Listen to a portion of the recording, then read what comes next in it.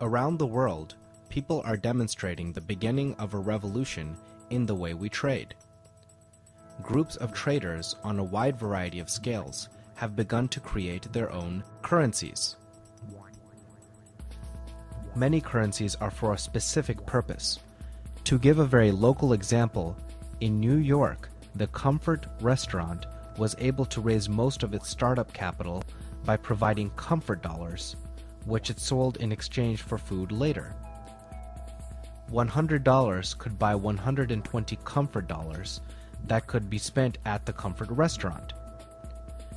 They raised $25,000 and were even able to use comfort dollars for a part of their website and lawyer fees.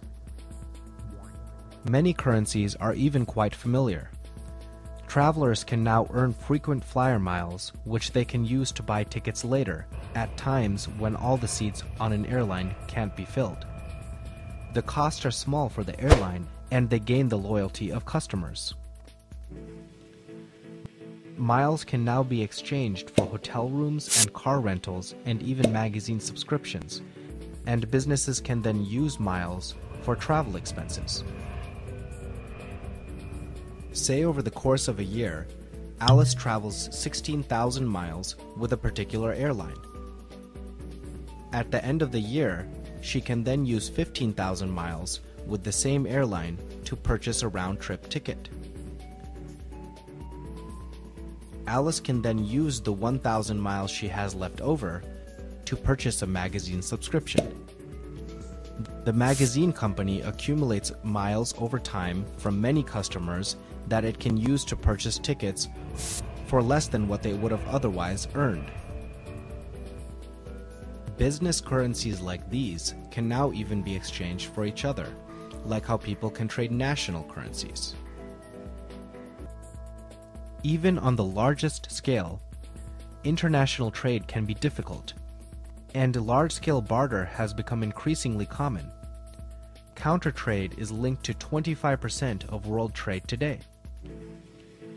In one famous example, Pepsi traded soft drinks for vodka, which it had the infrastructure to sell back in the United States and around the world. People have proposed creating a variety of currencies that would facilitate international trade, from anti-inflationary stable currencies linked to a basket of commodities to mutual credit systems between people and businesses. One such currency in Switzerland, called the Vir, has been in circulation for many decades and has shown to be one reason the Swiss economy is considered the most robust in the world. Around 20% of businesses in Switzerland use the currency in a network. They use it where they don't have enough Swiss francs, especially when the Swiss franc weakens during global downturns. So as the Swiss franc weakens, people use more Vir, and as the Swiss franc strengthens, people use more Swiss francs.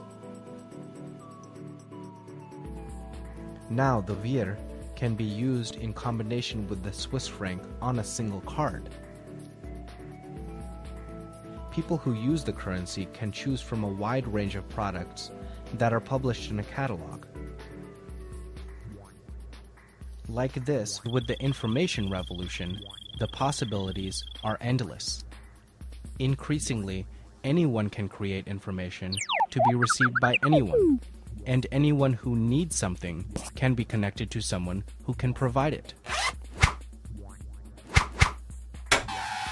New currencies can be readily created and circulate more easily as people can readily find products and trading partners.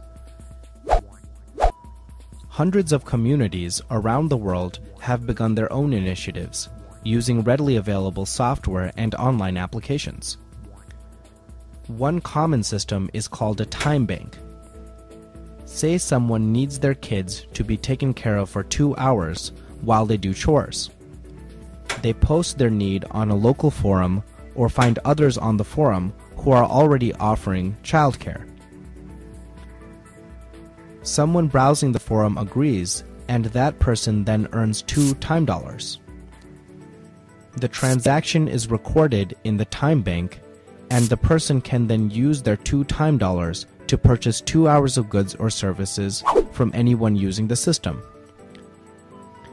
Currencies like these are redefining work and have enabled many communities to work when they don't have full employment through traditional jobs.